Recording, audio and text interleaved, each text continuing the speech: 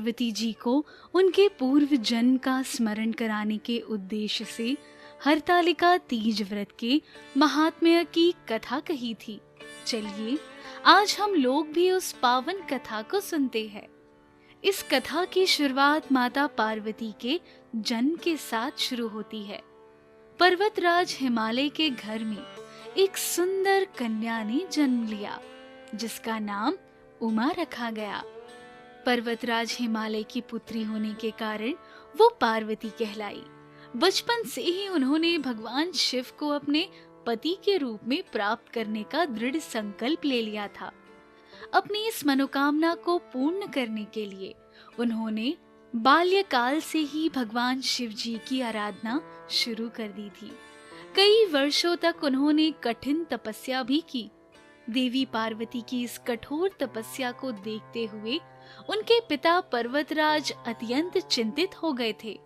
इसके साथ ही उनके मन में अपनी पुत्री के विवाह का भी ख्याल आया।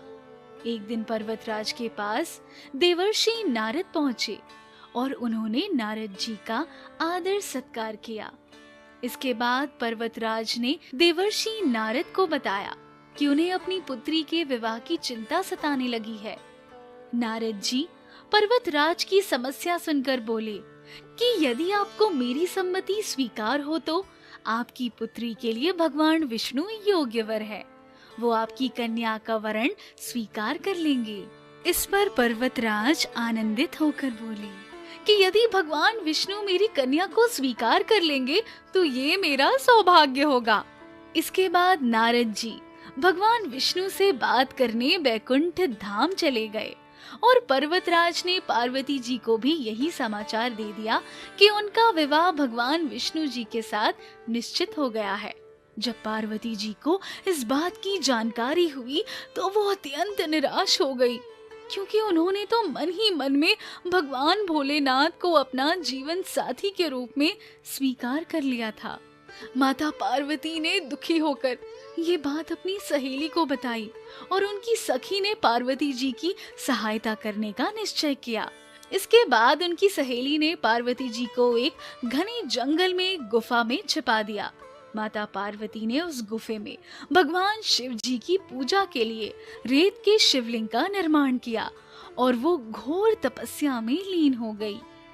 संयोग से माता पार्वती ने शिवलिंग की स्थापना भाद्रपद की शुक्ल तृतीया को हस्त नक्षत्र में की थी और साथ ही उन्होंने निर्जला व्रत भी रखा था। आखिरकार भगवान शिव माता पार्वती की सच्ची निष्ठा और तप से प्रसन्न हुए और उनकी मनोकामना पूर्ण होने का वरदान दे दिया। इसके बाद माता पार्वती ने व्रत का पारण किया। वहीं दूसरी ओर पर्वतराज भी अपनी पुत्री को ढूंढते ढूंढते गुफा तक आ पहुँचे। माता पार्वती ने अपने पिता को घर छोड़कर गुफा में रहने का कारण बता दिया। साथ ही उन्होंने अपने पिता को ये भी बताया कि भगवान शिव ने उनका वरण कर लिया है और इस प्रकार उन्होंने भगवान भोलेनाथ को अपने वर के रूप में प्राप्त करने का संकल्प पूर्ण कर लिया है। इसके पश्चात राजा पर्वतराज ने भगवान विष्णु से माफी मांगी और वो आखिरकार अपनी पुत्री का विवाह भगवान शिव से करवाने के लिए तैयार हो गए। अंततः भगवान शिव और माता पार्वती का विवाह विधि पूर्वक संपन्न हुआ। इस प्रकार भगवान शिव और पार्वती का पुनर्मिलन संभव हो पाया। तो ये थी हरतालिका तीज की व्रत कथा।